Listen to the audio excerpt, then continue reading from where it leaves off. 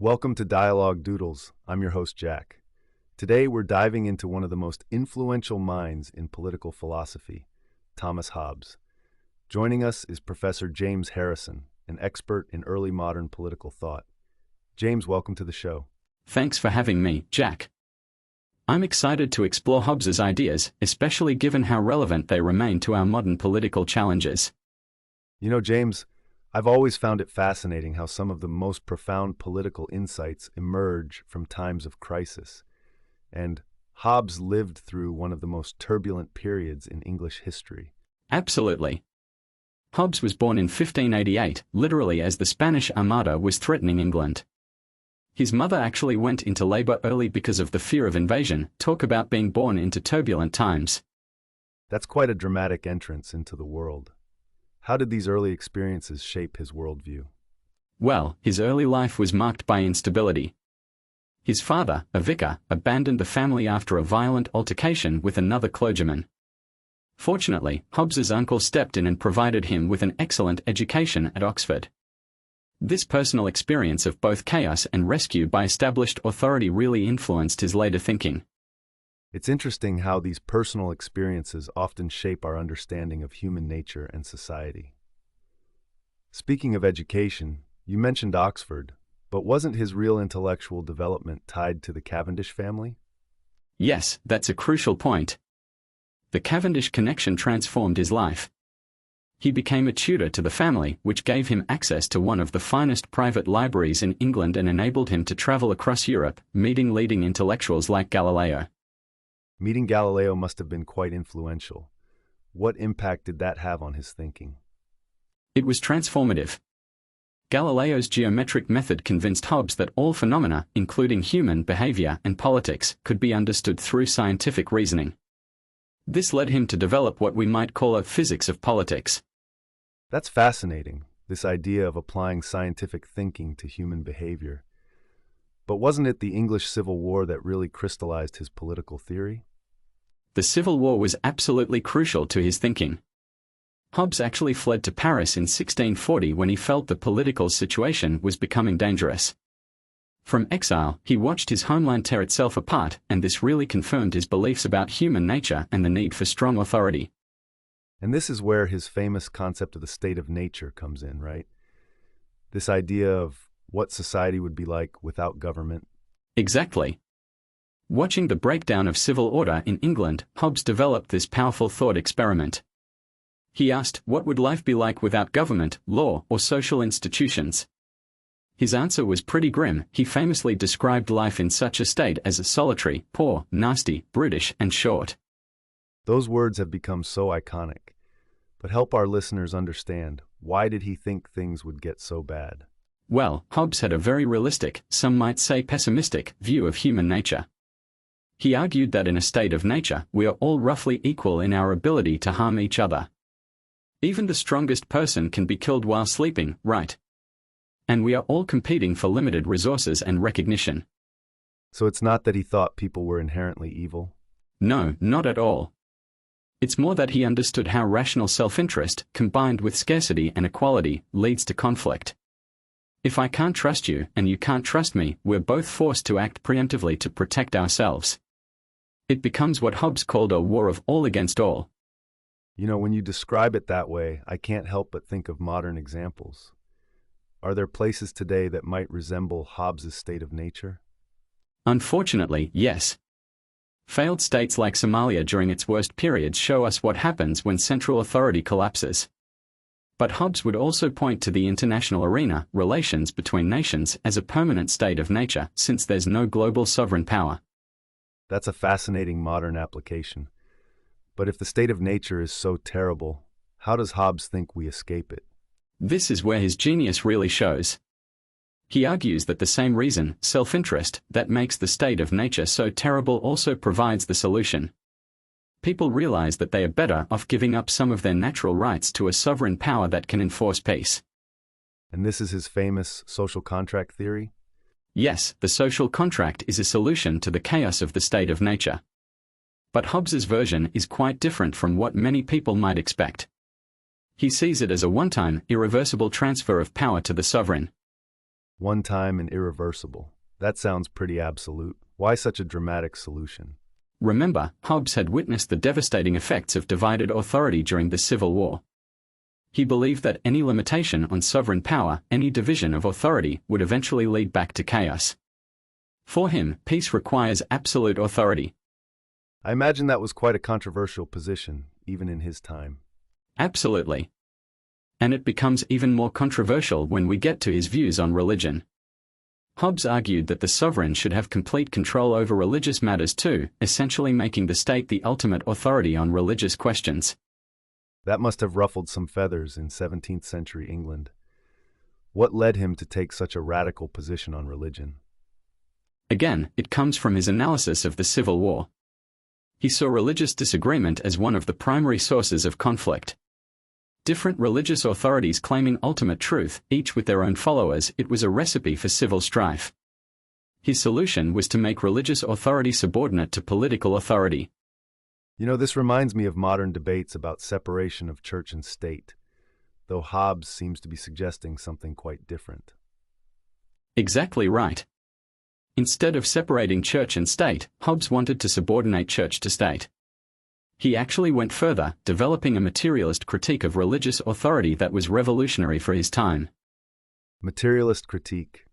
Can you explain what that means? Well, Hobbes argued that everything in the universe, including human thought and behavior, could be explained through physical motion.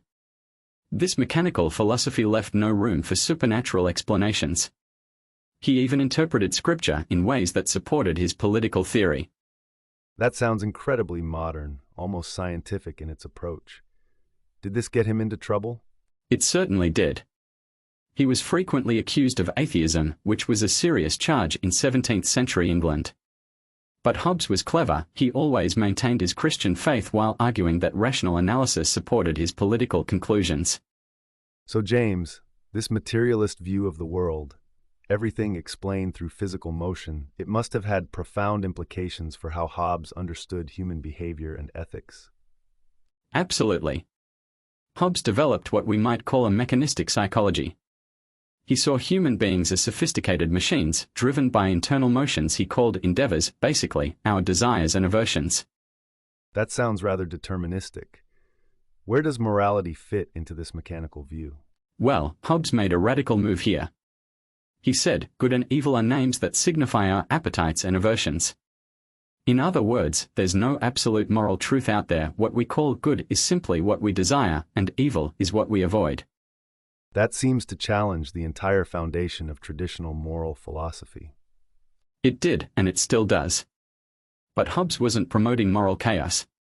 He argued that rational self-interest leads us to discover certain laws of nature, rules that, if everyone followed them, would make life better for everyone. Can you give us an example of these laws of nature? The most fundamental one is to seek peace when possible. Another is to honor contracts. These aren't moral absolutes descended from heaven, they are rational guidelines for self-preservation. It's game theory before game theory existed. That's fascinating. You know, it reminds me of modern behavioral economics, this idea of analyzing human behavior in terms of rational self-interest. Exactly. Hobbes was really a pioneer of rational choice theory. His insights influence fields from economics to international relations. When we analyze arms races or trade negotiations in terms of game theory, we are really following in Hobbes's footsteps. Let's bring this to the present. How might Hobbes view some of our modern political challenges? Take the response to COVID-19, for instance. Hobbes would see mask mandates and lockdowns as perfect examples of the social contract in action, people temporarily giving up certain freedoms for collective security. And I imagine he'd have something to say about the resistance to these measures. Oh, absolutely. He'd probably argue it shows the constant tension between individual liberty and collective security, the very problem his political theory tried to solve. He'd likely see it as evidence for why sovereign power needs to be strong and undivided. What about global challenges like climate change? How might Hobbesian theory apply there? Climate change is actually a perfect example of what Hobbes would call a state of nature problem at the global level. Without a global sovereign, nations act in their self-interest even when it harms the collective good. So in Hobbesian terms, we're stuck in a kind of global prisoner's dilemma. Precisely. Each nation has an incentive to continue emissions while hoping others will cut back. It's exactly the kind of collective action problem Hobbes identified, but on a planetary scale. Would Hobbes argue for some kind of world government then? He might, but he'd also recognize the practical challenges. What's interesting is that we are seeing nations trying to create binding international agreements, like the Paris Accord. It's a kind of limited social contract at the international level. You know, throughout our conversation, I'm struck by how Hobbes seems to bridge the gap between realism about human nature and hope for rational solutions. That's a brilliant observation. Hobbes was unflinching in his analysis of human self-interest, but he wasn't a pessimist. He believed that reason could show us a way out of conflict. Speaking of conflict resolution, how might Hobbes view our modern political polarization? He'd likely see it as dangerously familiar. The way social media creates echo chambers, the breakdown of shared truth, the questioning of institutional authority, these would all be red flags for Hobbes. Would his solution still be the same, strong central authority? Yes, but with an important caveat. Hobbes wasn't advocating for tyranny, he wanted rational, institutionalized authority. He'd probably support strengthening democratic institutions rather than individual strongmen. As we wrap up, what do you think is Hobbes's most important lesson for today's world? I'd say it's his insight that peace and security require us to sometimes subordinate our individual desires to collective solutions. But these solutions must be based on reason and mutual benefit, not just force. And perhaps his reminder that without effective institutions and shared agreements, human conflict is always a possibility. Exactly. Hobbes shows us that civil society is an achievement, not a given. It needs to be actively maintained through rational cooperation and strong institutions. James, this has been a fascinating exploration of Hobbes's ideas and their modern relevance. Thank you for sharing your expertise with us today. Thank you, Jack. It's been a pleasure discussing how this 17th century thinker can help us understand our 21st century challenges. Before we wrap up, I'd like to explore a few more modern applications. For instance, how might Hobbes view our current cybersecurity challenges? That's a fascinating question. Cyberspace is actually a perfect example of Hobbes's state of nature. Think about it, it's a space where traditional state authority struggles to maintain order, where actors can attack anonymously, and where everyone is potentially vulnerable. So the internet is like a digital state of nature. In many ways, yes. And just as Hobbes argued for a sovereign to maintain order in the physical world, we are seeing increasing calls for international frameworks to govern cyberspace. The challenge is similar: how to establish and enforce rules in a space where everyone is naturally equal in their ability to harm others. What about artificial intelligence? Would Hobbes's materialist philosophy have anything to say about that? Oh, absolutely. Remember, Hobbes saw humans as sophisticated machines. He might not be surprised by AI at all, he might see it as a logical extension of his mechanical philosophy. But he'd definitely be concerned about the governance implications. In what way? Well, Hobbes would likely argue that AI development, like any powerful force, needs to be under sovereign control to prevent it from becoming a source of conflict. He'd probably advocate for strong international regulations and unified governance frameworks. Let's talk about social media and information warfare. How would Hobbes analyze these modern phenomena? Hobbes would likely see social media as a potentially destabilizing force. He was deeply concerned about the spread of dangerous opinions that could undermine social order. The way social media can rapidly spread misinformation and polarize society would alarm him. Would his solution be government control of social media? Not necessarily direct control, but he'd certainly argue for strong regulation. Remember, Hobbes's goal wasn't oppression, it was creating stable conditions for human flourishing. He might support measures to ensure social media promotes social stability rather than discord. What about economic inequality? How would Hobbes view this modern challenge? Interestingly, while Hobbes believed in private property, he argued that extreme inequality could threaten social stability. He'd likely support a strong welfare state, not out of charity, but as a rational means of preventing social unrest. So his support for social programs would be purely pragmatic? Yes, exactly. For Hobbes, the goal of the state isn't to achieve perfect justice or equality, but to maintain peace and prevent a return to the state of nature.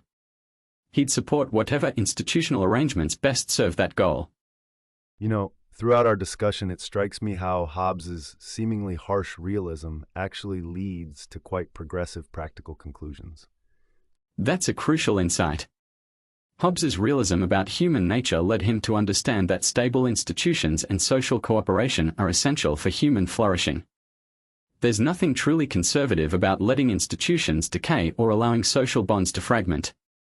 It reminds me of what you said earlier about civil society being an achievement rather than a given. Perhaps that's one of his most important messages for today. Absolutely. Look at how fragile our institutions can be, whether we are talking about democratic norms, international cooperation, or even basic trust in shared facts. Hobbes would say we can't take any of this for granted. And yet he doesn't leave us without hope. There's always the potential for rational solutions, right? Exactly. Hobbes's genius was showing that even pure self-interest, properly understood, leads to cooperation. We don't need to be saints to build a better society, we just need to be rational about our long-term interests. That's fascinating because it suggests that even in our divided world, there's always potential for finding common ground. Yes, and this might be Hobbes's most valuable lesson for today. Even people who disagree about everything else can agree on the need for peace, security, and stable institutions. That's a starting point for dialogue. As we conclude, what would you say to someone who thinks Hobbes is too pessimistic about human nature? I'd say Hobbes isn't pessimistic, he's realistic. And his realism doesn't lead to despair, but to practical solutions. He shows us that acknowledging human imperfection is actually the first step toward building better institutions. And perhaps that's why he remains so relevant today. This combination of clear-eyed realism and practical hope. Precisely. In an age of increasing polarization and global challenges, we need Hobbes's insights more than ever. We need to understand both the fragility of social order and the rational paths to maintaining it. This has been an incredibly rich discussion, James. Any final thoughts for our listeners? I'd encourage everyone to think like Hobbes, not just about what divides us, but about our shared interests in peace and stability. His insights can help us navigate everything from international relations to local community building. Thank you, James, for this fascinating exploration of Hobbes's ideas and their modern relevance. And thank you, listeners, for joining us on Philosophy in Practice. Remember to subscribe for more discussions connecting classical political thought with contemporary challenges.